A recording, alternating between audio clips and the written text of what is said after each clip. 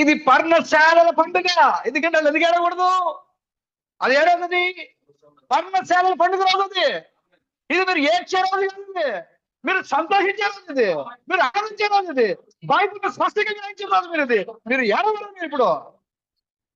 ఇది గుడారాల పండుగ. ఇది నీ స్థానం ఏంటో చెప్పిన సమయం ఇది. నువ్వు బైబిల్లో ఎక్కడున్నావో చూపిస్తే నీకు ఏడిపోయింది. ఇంకా సంతోషంలో నువ్వు గంతులేయాలి ఇప్పుడు. ఓ ఇది నా బైబిల్ నా స్థానం మీద నువ్వు గంతులేయాలి ఇప్పుడు.